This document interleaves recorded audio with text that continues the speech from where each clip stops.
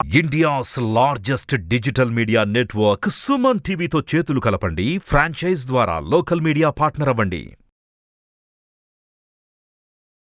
నమస్తే సార్. నమస్తే సార్, ఇప్పుడు చూసుకుంటే వచ్చే నెల మార్కెట్ టెక్నికల్గా ఫాల్ అవుతుందని, ఇక అదేవిధంగా డిసెంబర్ ఎండింగ్లో వచ్చే ఈ క్రిస్మస్తో మార్కెట్లు మళ్ళీ పుంజుకుంటాయని చెప్తుంటారు.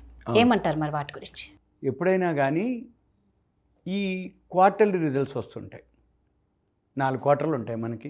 April, May, June, July first quarter, July, August, September, అక్టోబర్లో second quarter, October, November, December, జనవరిలో రిజల్ట్స్ వస్తాయి.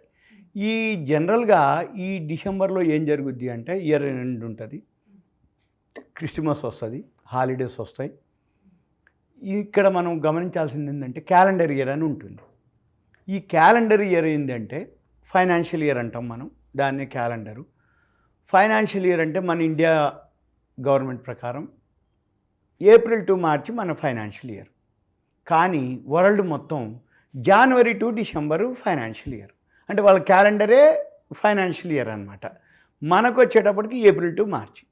జనరల్గా ఇప్పుడు మార్కెట్లు ఫాల్ అయినా కానీ ఓవరాల్గా మళ్ళీ పెరుగుతాయి అన్నమాట. ఎందుకోసం అంటే మెయిన్ ఒకటే రీజన్, లేటెస్ట్గా జిఎస్టీ కలెక్షన్లు ప్రతి నెల పెరుగుతున్నాయి. జిఎస్టీ అంటే ట్యాక్స్. ఈ ట్యాక్స్ కలెక్షన్స్ పెరుగుతున్నాయి అంటే అర్థం ఏంటిది? ట్యాక్స్ ఎక్కువ పే చేస్తున్నారు. ట్యాక్స్ ఎక్కువ పే చేస్తున్నారంటే అర్థం ఏంటిది? సేల్స్ ఎక్కువ జరుగుతుంది అని అర్థం. సేల్స్ ఎక్కువ జరుగుతుందంటే అర్థం ఏంటిది? టర్న్ ఓవర్ జరుగుతుందని అర్థం. టర్న్ ఓవర్ ఎక్కువ జరుగుతుంది అంటే కంపెనీలకు బాగా లాభాలు వస్తున్నాయి అని అర్థం. బాగా లాభాలు వస్తున్నాయి అంటే అర్థం ఏంటిది? ట్యాక్స్ ఎక్కువ కడుతున్నాయి అని అర్థం. ట్యాక్స్ ఎప్పుడైతే ఎక్కువ కడతాయో, సేల్స్ ఎప్పుడైతే ఎక్కువ పెరుగుతాయో, కొనేవాళ్ళు ఎక్కువ ఉన్నారని అర్థం. సేల్స్ ఎందుకు ఎక్కువ పెరుగుతాయి? కొనేవాళ్ళు ఎక్కువ ఉన్నారని అర్థం. కొనేవాళ్ళు ఎందుకు ఉన్నాయంటే వాళ్ళ దగ్గర సేవింగ్స్ ఎక్కువనే అని అర్థం. సేవింగ్స్ ఎక్కువనే అంటే అర్థం ఏంది? వాళ్ళు బాగా సంపాదిస్తున్నారు అని అర్థం. బాగా సంపాదిస్తున్నారు అంటే ఏంది? అంటే ఎడ్యుకేషన్ అనుకో, నాలెడ్జ్ అనుకో, సాఫ్ట్వేర్ అనుకో, ఇన్కమ్ గెయిన్ చేస్తున్నారని అర్థం. దాంతో ఏమవుతుంది? మార్కెట్లు కూడా ప్రతి నెల ఈ మధ్యకాలంలో జిఎస్టీ కలెక్షన్స్ హై అయింది. సిపిఐ, కన్జ్యూమర్ ప్రైస్ ఇన్ఫ్లేషన్, ద్రవ్యోల్బణం ఇప్పుడు 3 months లోకి వచ్చింది. అంటే మనం కొనుక్కునే వస్తువుల ధరలు తగ్గుముఖం పట్టినాయి అనమాట.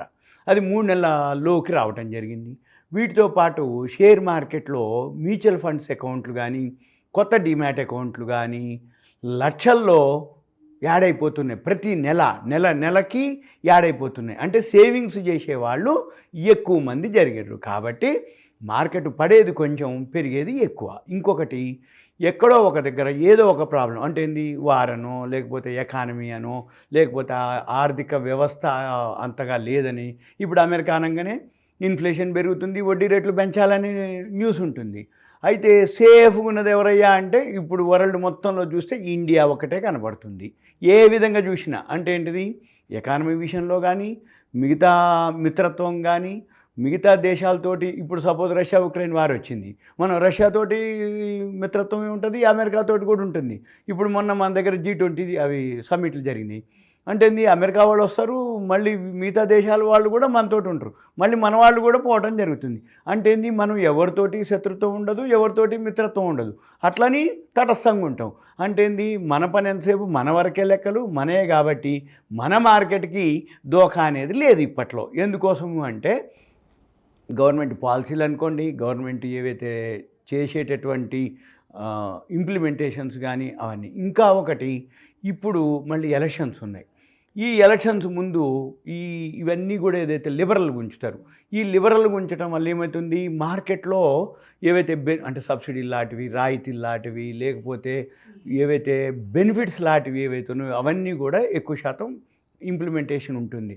అందువల్ల ఏమవుతుంది? ఆటోమేటిక్గా మన మార్కెట్లు మళ్ళీ ఆల్ టైమ్ హైక్ కూడా రీచ్ అయ్యే అవకాశాలు ఉన్నాయి. మొన్న సెప్టెంబరు 15కి మన మార్కెట్ ఆల్ టైమ్ హైకి చేరటం జరిగింది. 15/9 67,927, అంటే 68,000 పాయింట్లకి రీచ్ అవ్వడం జరిగింది.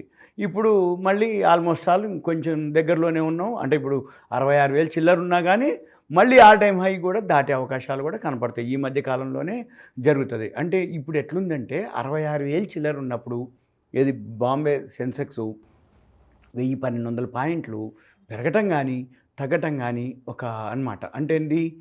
ఆ లిమిట్ అనమాట. ఒకప్పుడు పాయింట్లు తక్కువ ఉన్నప్పుడు 100-150 పాయింట్లు పెరిగితే అబ్బా 100 పాయింట్లు పెరిగిందే, 150 పాయింట్లు పెరిగిందే, 100 పాయింట్లు పడిందే అనేది.